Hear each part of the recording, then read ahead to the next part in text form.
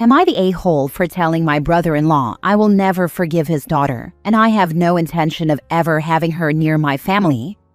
So the people involved here, me, 30 female, my husband, 35 male, my older sister, 35 female, my sister's son Kevin, 14 male, her husband Joe, 40 male, Joe's daughter Kelly, 15 female. My sister had a blended family with her bio son, her husband, and her stepdaughter. I would say it was still a work in progress for them, but we all accepted and included Joe and Kelly into our lives. A few weeks ago, my husband and I organized a little get-together at our place to celebrate my birthday, and for people in our family to spend time with our 6-month-old son. The people present were my sister and her family, plus our parents, so very intimate and chill. Everything went well, and nothing out of the ordinary happened. But some days after the gathering, my nephew Kevin came to our house and asked to speak to me about something concerning. For info, Kevin and Kelly attend the same school and have some mutual friends. My nephew told me that Kelly had been telling her friends that during the gathering, she saw her step-uncle's, my husband's, organ. She claimed she was in the bathroom. My husband entered without knocking, and he had his organ out, and that's how she ended up seeing it. This is absurd, because my husband does not do this even when we are alone in our home. And honestly, who does that when they know they have guests over? So I asked everybody who was present that day to meet at my parents' house and confronted Kelly. She started crying and confessed she lied to her friends. According to her, all of her girlfriends had already had some sort of intimacy and experiences, and she had none by that point. So she invented this story to look cool in front of her friends. I lost it. I called her a disgusting POS, a psychopath, and told her she risked my son's father's life just to boost her stupid social life among her friends. I told the rest of my family that, going forward, I will never bring my family near Kelly again. The consequences for this girl came fast. My nephew told everybody at school the truth. My sister and Joe went to the school and informed the principal about what happened, so in case any teacher heard that BS, they would know it was made up and not take action. My parents cut contact with her and will not host her in their house anymore, and my sister refuses to have Kelly live with them, so she was permanently moved to her mother's place.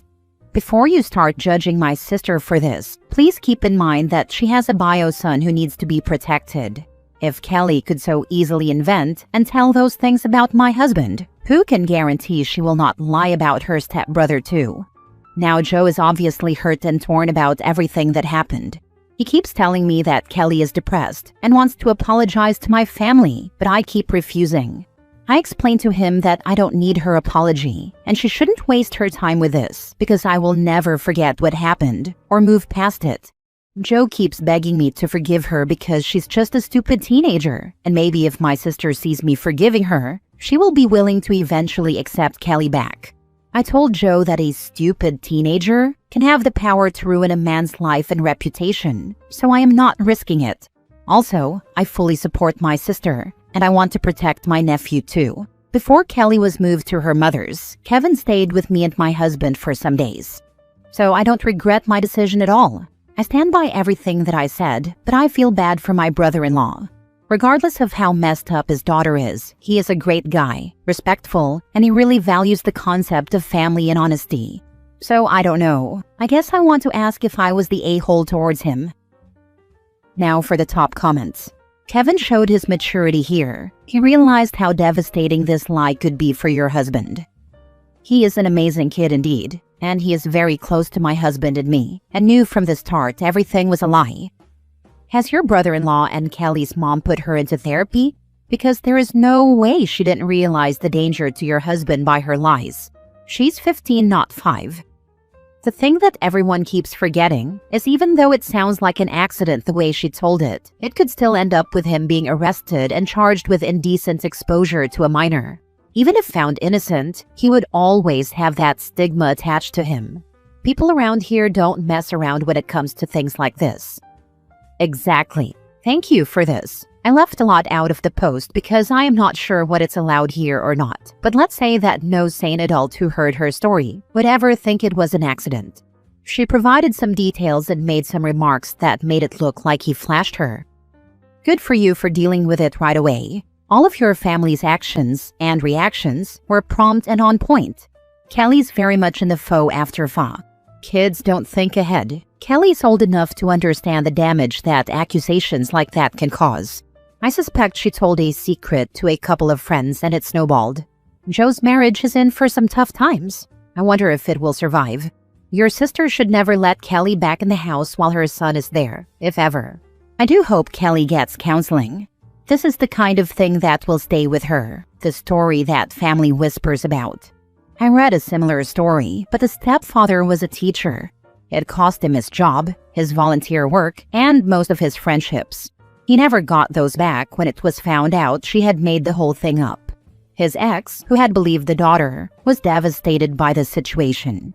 He had of course left the family home during the investigation, but he went further and walked away from the relationship, the family, and instead sent divorce papers. She even offered to leave her family and go away with him. He refused and disappeared. OP, you are not the a-hole. The only a-hole here is Kelly. She acted impulsively and should pay the price. Let it go from your mind. You have a family to protect. Next story. Am I the a-hole for reporting threats made by my husband's kids and their mom to CPS, and then leaving because I'm pregnant? I, 30 female, have been married for the last 2 years and together with my husband, 33 male, for a little over 4.5 years. He's divorced with 2 children, 11 and 13, with his ex. I was not the other woman. They were not married when I met him and had been divorced for at least 3 years by that point. But the ex was very difficult once I moved in with my husband. It was something that could be managed by reducing contact back then, but she made it clear she didn't want her kids to have a stepmom, and she did voice to the kids that she did not want them to like or respect me. It didn't work right away, and we got along well at the start, but a few weeks after the wedding, there was a very clear change in the relationship. It wasn't unmanageable, and we went to therapy together to try and make things work well like they had previously. Things changed for the worse when I became pregnant. We told the kids, and they became angry. They told their mom, and she became angry. And then the kids were aggressive in speaking to me. There was a lot of F-yous and F-offs, and get the heck out of here from them. I was called names. I was told to get an abortion by the 13-year-old. My husband was speaking to his kids and punishing them when needed. But it got worse. And then the kids showed me texts between them and their mom, where there were threats to me and my unborn child, which turned into them threatening to make sure I didn't give birth. They were serious enough that I had to call my husband home from work early because the kids were acting like they might just follow through. He disciplined them, and he told me that I shouldn't worry because they wouldn't really do it. I told him I wasn't sure about that, and he told me he wouldn't let anything happen. But it almost did. The 11-year-old attempted to make the threats a reality. I told my husband I was not putting myself or our baby at risk. He told me it wouldn't happen again, and he'd be dealing with it all around, but he had no answer as to what he could do, not even to say the kids would never be left with just me. And then more threats came as we were fighting about it. I told him I was not taking chances with my baby. I made a report to CPS, and then I moved out of the house I share with my husband and in with my parents. This is all very recent, but the CPS investigation is taking this seriously from what I can tell. My husband has reached out to me, and he expressed how hurt and angry he was that I took it this far. His parents have also done the same. They told me I took it too far, and I could have worked with my husband to make this safer for me. But I feel like I gave it a chance, but he was far too blasé about it, especially after the attempt. But maybe I'm overreacting, and I'm here to be told if that's true or not. I only want to keep my baby safe. Am I the a-hole? You did not overreact. He didn't tell his family the whole story. I bet they don't know about the text or the threats. Get a divorce lawyer and ask for supervised visitation only. File for a restraining order from his kids and ex-wife for you and your unborn child. Involve CPS in the custody case. They know the whole story. The texts were mentioned, but it didn't matter because his parents still think there was a better way to handle this. It worries me that they don't take this as seriously as me. I understand they love their grandchildren and my husband loves his children, but this baby is a grandchild or child too, and is at risk even if they don't want to believe it. Not the a-hole. You went above and beyond trying to create a safe environment. Your baby's safety comes first, period. For me it does, but I don't think my husband or his parents feel the same way. Or they're overconfident that they won't let it happen, when one attempt already happened and could have caused so much harm. Sorry to ask this, but what was the one attempt? That feels like a huge part that's being downplayed. The attempt would have led to the threats being followed through on if it had succeeded. The attempt involved the stairs. The threats were all physical violence though, and some of it very graphic in nature. Next story. Am I the a-hole for drawing a line with my girlfriend about our involvement in her now pregnant and intellectually disabled sister? I've been with my long-term girlfriend for several years. Her sister has an intellectual disability. She functions roughly at the level of a 13 to 15-year-old. She's generally a good person, and I've always treated her with respect, but she clearly struggles in many areas: holding a job, managing adult responsibilities, and general aspects of society. Her family has supported her financially and emotionally for years. Recently, she married a man who is also intellectually disabled, although he seems somewhat more independent. A few weeks ago, I found out she's pregnant. According to my girlfriend, her sister wanted a baby because it would make her happy, and her parents are on board. They've expressed that the child can also take care of her sister when they grow up. Until then, they, and possibly the husband's family, plan to help raise the child. I reacted negatively when I heard this. From everything I know and have seen, I honestly don't think she can safely or responsibly raise a child on her own. The idea that the baby is being brought into the world with the expectation that it will be the caretaker someday feels deeply unfair, to the child most of all. I brought up these concerns with my girlfriend.